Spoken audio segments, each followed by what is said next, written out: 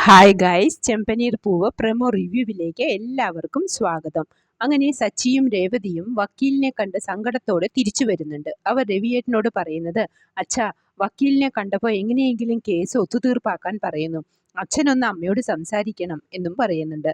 അത് കേട്ടതും സുധി പറയുന്നത്, ഓ, അവനെ പോലൊരു ഉള്ളവനൊന്നും രക്ഷപ്പെടരുത് അച്ഛാ. അങ്ങനെ ചെയ്താൽ അവൻ നാട് തന്നെ കൊള്ളയടിക്കും. അമ്മയുടെ കാശ് മോഷ്ടിച്ചതും പോരാ, രക്ഷപ്പെടുത്തണമത്രേ എന്ന്. ഇത് കേട്ടതും സച്ചി എഴുന്നേറ്റ് ദേഷ്യം വന്ന് സുധിയുടെ കഴുത്തിന് പിടിച്ചു. രവിയേട്ടൻ ഇടപെട്ട് അതൊരുവിധം കോംപ്രമൈസ് ആക്കി. പിന്നീട് ചന്ദ്രമതിയെ കാണാൻ രവിയേട്ടൻ ഭാമയുടെ വീട്ടിലേക്ക് വരുന്നു. ചന്ദ്രേ, നീ ആ പരാതി പിൻവലിക്കേ എന്ന് പറയുമ്പോൾ ചന്ദ്രമതി പറയുന്നത്, ഓഹോ, നിങ്ങൾ എന്നെ കാണാൻ വന്നതല്ല അല്ലേ?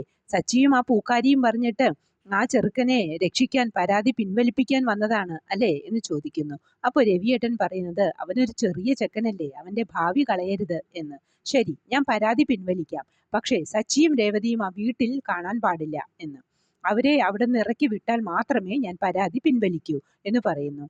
നിന്റെ തീരുമാനത്തിന് ഒരു മാറ്റവുമില്ലേ ചന്ദ്രേ എന്ന് ചോദിച്ചപ്പോൾ, ഇല്ല, ഒരു മാറ്റവുമില്ല എന്ന് പറയുന്നു. അത് കേട്ട് രവിയേട്ടൻ തിരിച്ചു വീട്ടിലേക്ക് വരുന്നു.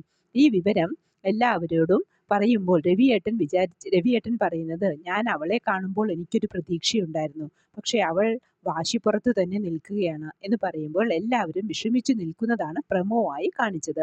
പ്രമോ ഇഷ്ടമായെങ്കിൽ ലൈക്ക് ചെയ്യാനും ഷെയർ ചെയ്യാനും സപ്പോർട്ട് ചെയ്യാനും സബ്സ്ക്രൈബ് ചെയ്യാനും മറക്കരുത്. അടുത്തൊരു എപ്പിസോഡിന്റെ പ്രമോമായി വരുന്നതുവരെ കാത്തിരിക്കുക.